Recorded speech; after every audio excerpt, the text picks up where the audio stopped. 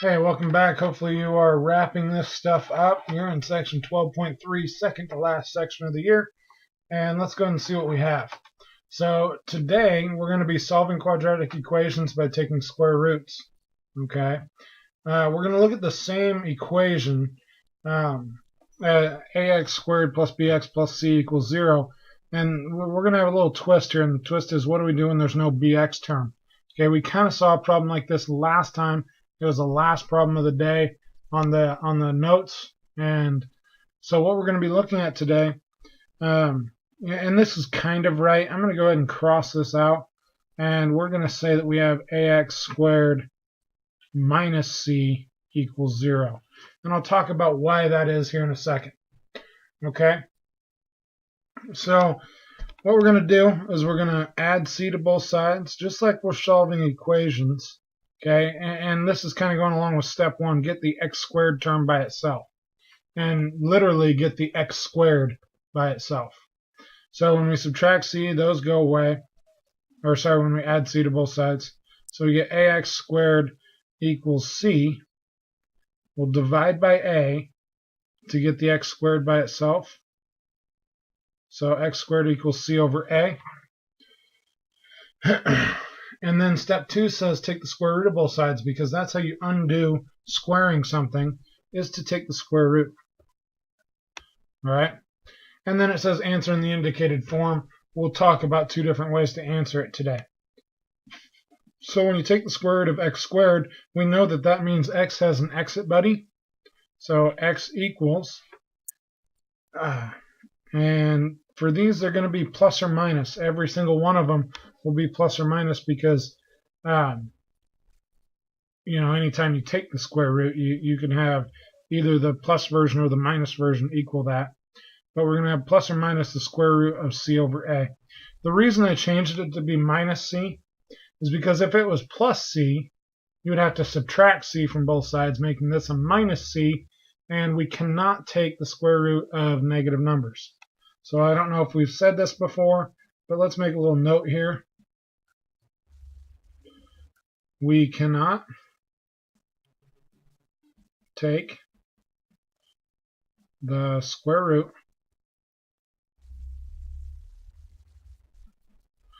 of negative numbers.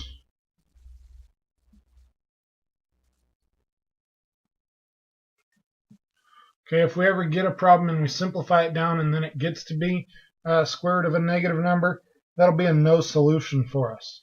Okay, so let's go ahead and look at what we have and what these are going to look like. Okay, this looks like a good day of notes, by the way, because there's only one page.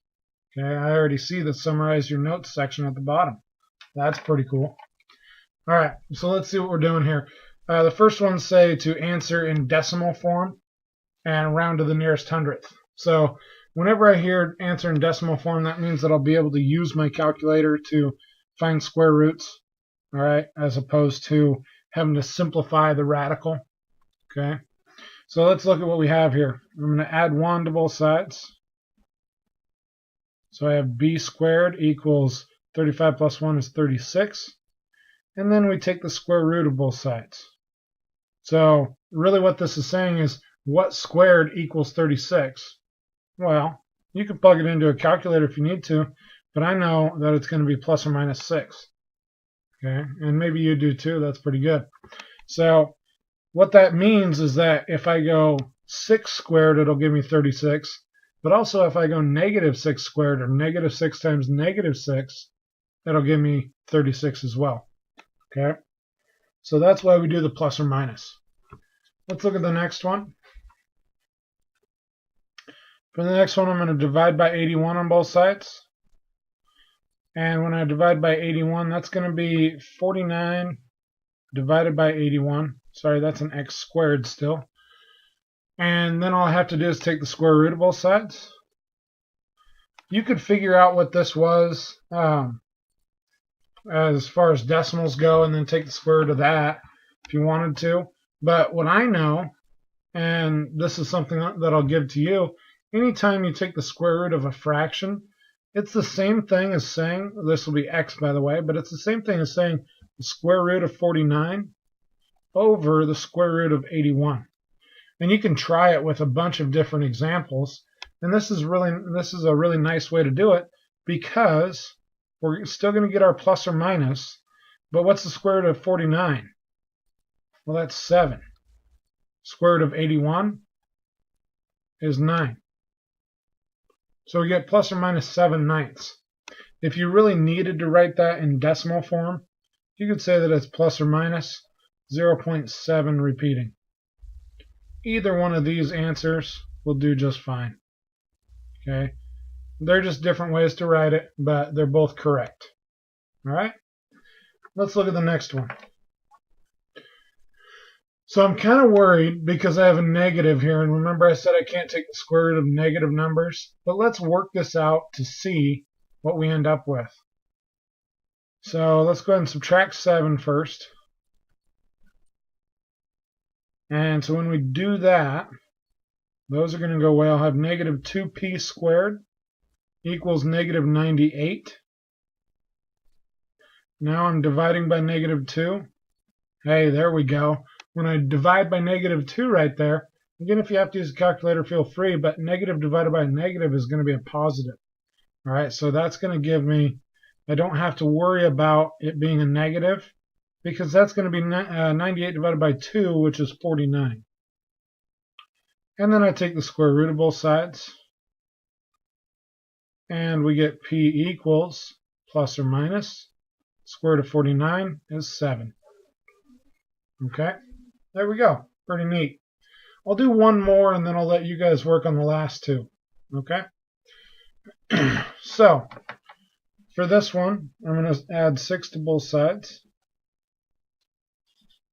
3n squared equals 75 plus 6 is 81. We'll divide by 3. And we get n squared equals, that's going to be a 27. And then we take the square root of both sides. N equals plus or minus. I don't know what the square root of 27 is. I'll go ahead and grab a calculator. Okay. So if I go square root of 27, tells me 5.1961, but I really want to round this to the nearest hundredth, so that's right here. And the 6 is going to round that up to, instead of a 19, it'll be a 20. So 5.20 will be our answers. Okay, there are 2 of them there because of the plus or minus. Go ahead and pause the video and try the next 2. Okay, welcome back. Hopefully you had a chance to get those done. And let's see how you did. So I'm going to subtract 9. 4v squared equals negative 370. Divide by 4. V squared equals negative 92.5. And right here I know that I would take the square root, but I cannot take the square root of a negative. So that gives us, as we talked about, no solution. Okay, and I think that I've showed you before, but if I tried that on my calculator, let's try the square root of negative 92.5. This one's going to tell me domain error. Okay, as in that number is not in the domain of that function. Other calculators might just say error, or, you know, I don't know. Some are more descriptive and say square root negative error. But that's the problem there, is that we can't take the square root of a negative. So let's look at the last one. So here I'm going to add 10 to both sides. And something amazing happens. Negative 10 plus 10 is 0. Divide by 3. And squared equals 0. Take the square root of it. Lots of zeros going on here. N equals 0. You don't have to write the plus or minus when it's 0, because there's no such thing as positive or negative 0. Okay? It's not like positive is on the right side of 0 and negative is on the left side of 0. Okay? It's just 0. Cool. Let's look at the last 3 problems and then we'll get out of here. So, these ones say to answer in simplest radical form. I'll probably do 2 of them and let you do the last one and see what you get. So let's go ahead and add 5 to both sides. 10a squared equals, that's going to be 240. Divide by 10. And a squared equals 240 divided by 10 is 24. And now we take the square root. So a equals plus or minus. And I'm going to go ahead and simplify this this radical real quick. 24 splits up into 2 and 12, which splits up into 2 and 6, which splits up into 2 and 3.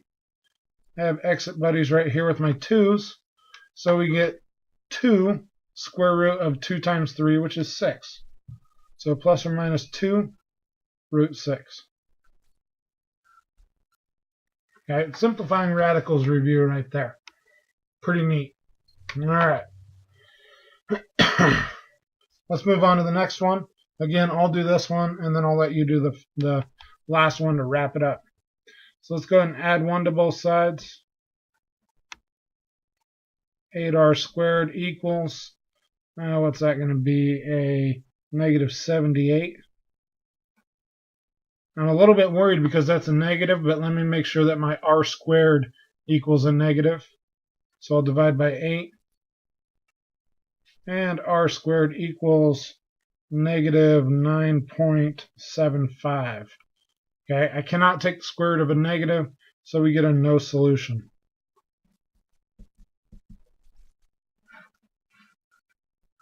Okay, and go ahead and pause the video and try the last one. All right, welcome back. Hopefully that worked out for you. Let's see how you did. Subtract 4 from both sides. So I have negative 3b squared equals negative 162. Divide by negative 3. There you go. That negative worked itself out. So I get b squared equals 54. And I'm going to take the square root of both sides. Let's go ahead and figure out what that 54 is. I know that 54 is 9 times 6. 6 is 2 times 3. And 9 is 3 times 3. So a pair of 3's, they have exit buddies. So b should equal plus or minus 3 square root of the 2 times 3. So 2 times 3 is 6. All right. Good job today. If you have any questions, feel free to ask. That's what I'm here for. And good luck on the Practice, Application, and Mastery Challenge, and come on back for the last section of the year. Have fun. All right, so in our hunt for some amazing baseball plays, we found some web gems, we found some throwouts, and the next one we're going to see is avoiding the tag. Now what that means is as you're running from base to base, the defensive players are trying to tag you with the ball in hand, and avoiding the tag is just making them miss. It's pretty cool. Check it out. The guy who started to waver last year, apparently throwing more strikes.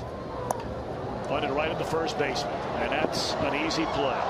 Oh, he missed him. How in the world did that happen?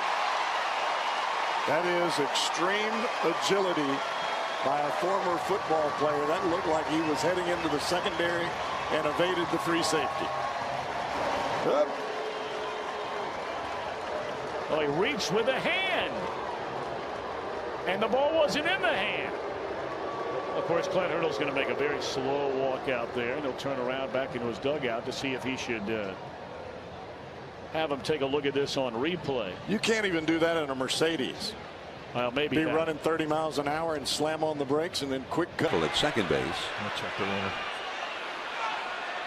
Oh, he's got it picked off. Aoki goes right around him and is safe.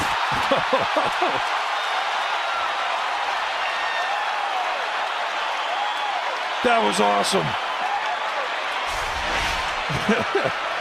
Aoki is hung out to dry, and all of a sudden, whoop! Smooth maneuver, George Vancouver.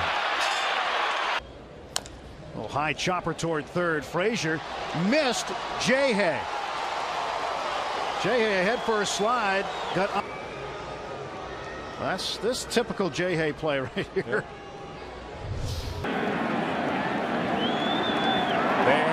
Ellsbury running early and now caught in a rundown. It continues, and he's safe back to the bag.